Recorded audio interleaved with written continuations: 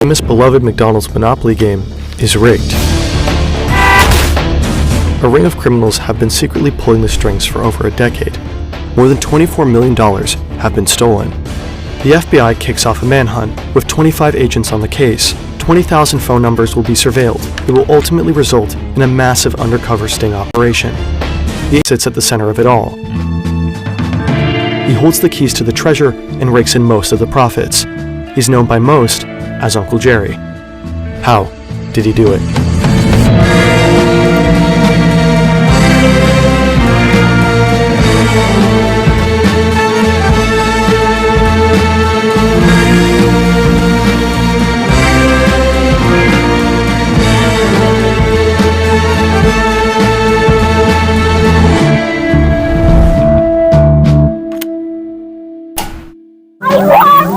It's the Monopoly game, only at McDonald's. With over 50 million prizes, it's super.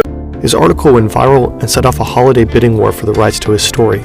He ultimately sold them for $1 million. Peel off the game stamp and apply to your game board. And when you've applied enough pieces to your game board and you've won a prize, you mail it off to McDonald's and they send you your Sega Game Gear or your Dodge Viper.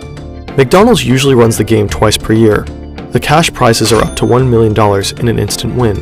The chance at winning that prize is 1 in 250 million. The game brings McDonald's fat profits.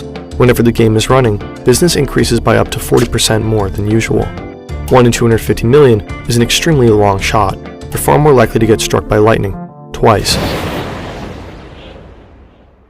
But the caller on the phone with the agents in Jacksonville that day said that 3 of the recent big-ticket winners were in fact related, despite having different names. The odds for 3 legitimate winners to all be related are inconceivably low. The caller also claimed that one man, who they only knew by Uncle Jerry, was the mastermind behind the scheme. The FBI doesn't know this yet, but his full name is Jerome Jacobson.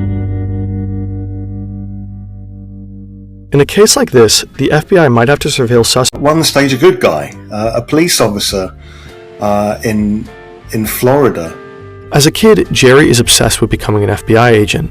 When he starts working as a police officer, it seems like he's on that track. But his career in law enforcement is very brief. He develops health problems and is unable to continue. Later, he finds a job in security at Simon Marketing. This is where he really finds his stride. He's known for being ultra-professional and ultra-fastidious. So he quickly rises through the ranks. In just a few years, he's earning 6 times his police officer salary. It's the end of the 80s. Jerry is now the head of security at Simon Marketing. McDonald's outsources almost all of their promotional activity to the company.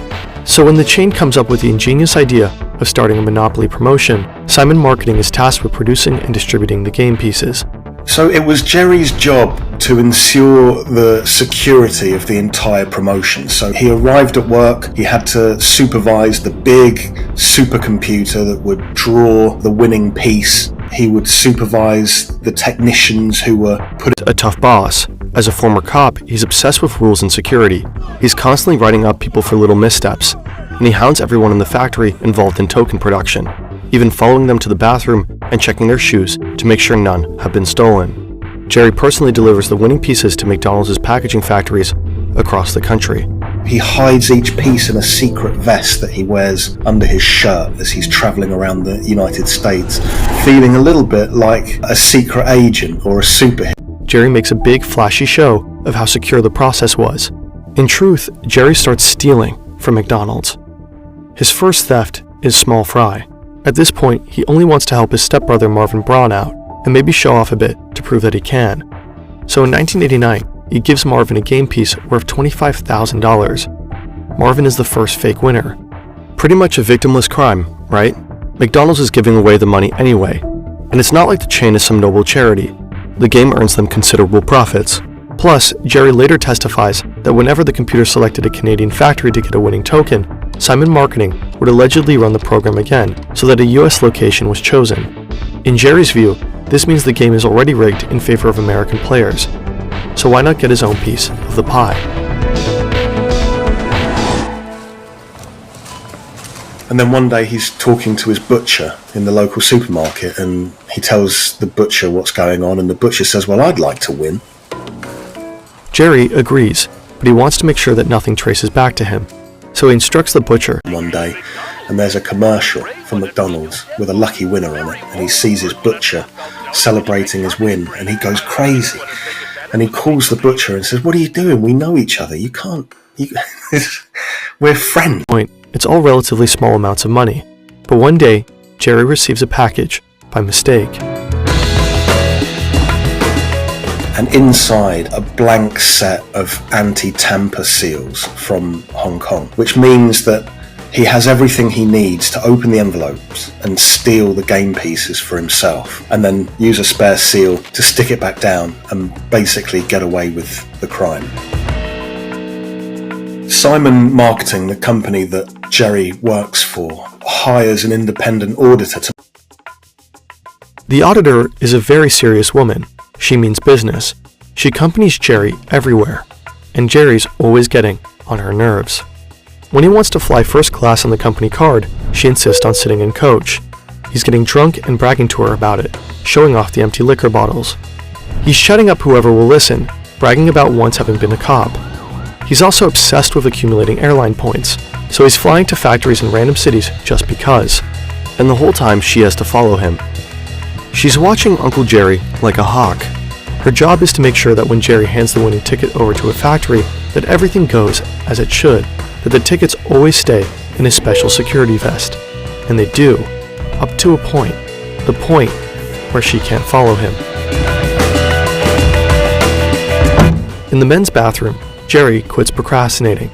With a few quick, deliberate movements, he takes the envelopes with winning pieces out of his vest, opens the seal, and replaces them with regular game pieces. He seals the envelope back down with one of his special anti-tamper seals, the godsend from Hong Kong, and slinks back to his seat like nothing ever happened. The auditor has no idea. If the anti-tamper seals had not been accidentally mailed to him, and the auditor assigned to him hadn't been female, maybe none of this would have happened. Or maybe if he ignored the temptation, he would have enjoyed a nice, normal, comfortable life. Adjusted for inflation, he was earning over $170K per year in today's money. But he went for it. For Jerry, the opportunity to control the game is no accident. He doesn't believe in accidents.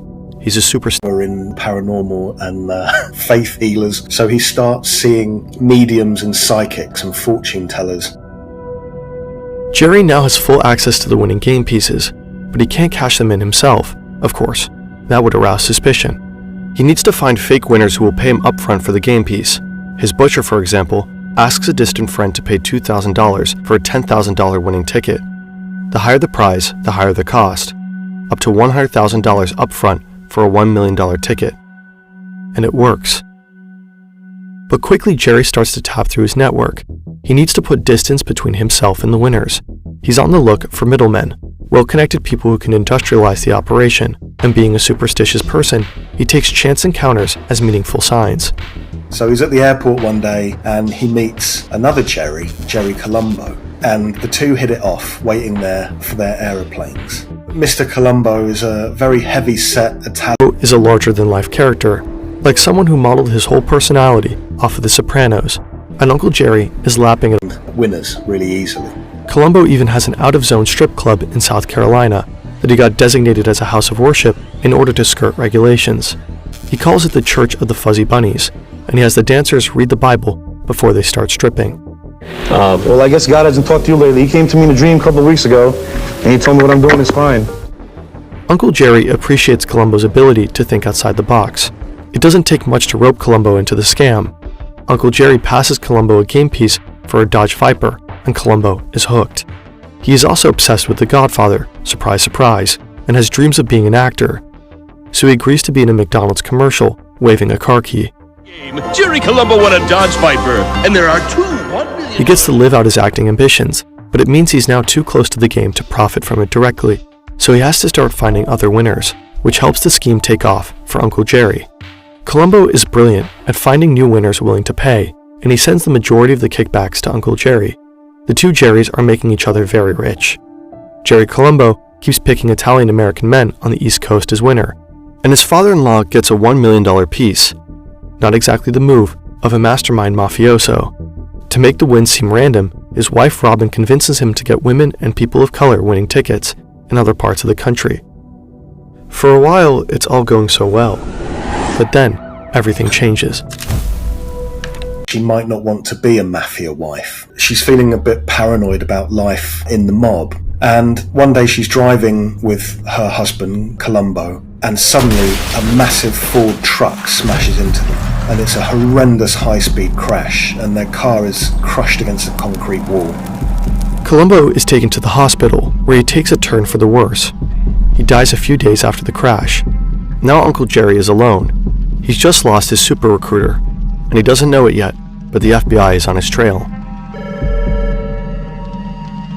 Who knows? We don't know. So many people could have called the FBI. A disgruntled winner. Remember, a lot of these winners, their lives changed. One minute they're poor, the next minute they got $1 million. They drive New recruiters to replace Jerry Columbo's role.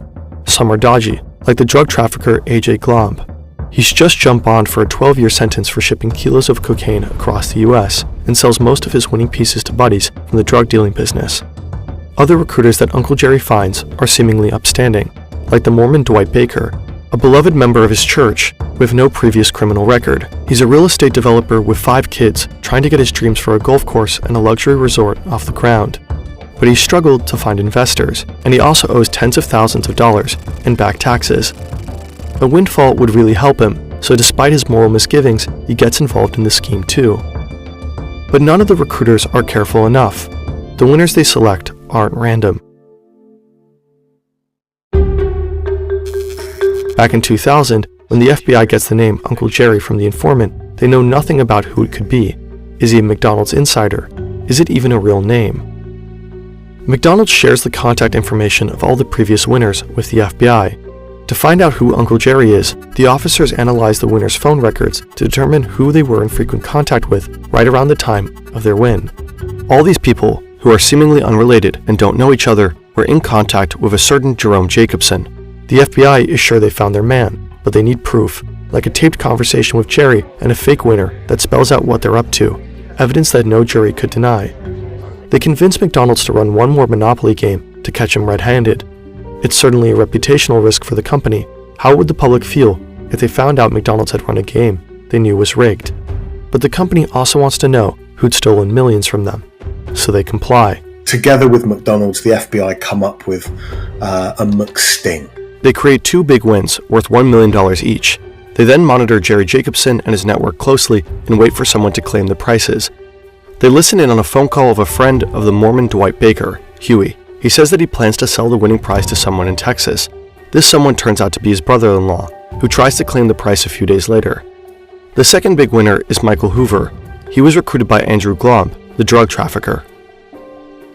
Now, Mr. Hoover is bankrupt and found $1 million game ticket, so the FBI and McDonald's decide to go down there to meet him. They knock on the door, they've got a giant check, you know, the comedy-sized checks, and a video crew, and all of the McDonald's staff are actually FBI agents who are undercover. And so they do a television interview, and Mr. Hoover gives this long-winded story about how he found his recently. The men behind the camera are undercover FBI agents, and they give him his prize, and they take all that evidence, and not long after that, the FBI descend and they arrest everyone. So the FBI fans out, they arrest Uncle Jerry at home.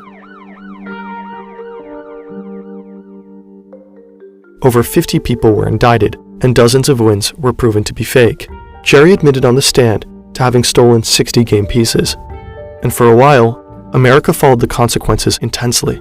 So many millions had played the McDonald's game, so people were invested in the story. Burger King tried to get a class action lawsuit together, alleging fake advertisement. The trial began on September 10, 2001. Then the world's attention shifted. There were bigger things to care about than the McDonald's PR scandal. Nearly all of the 53 defendants pled guilty, including Uncle Jerry. Fines were issued and prison time was sentenced. Uncle Jerry got the most, $12 million in restitution fees, and a 37-month prison sentence. Simon Marketing and the printing company who made the tokens were gutted, leaving hundreds jobless. And Dwight Baker was excommunicated from the Mormon Church.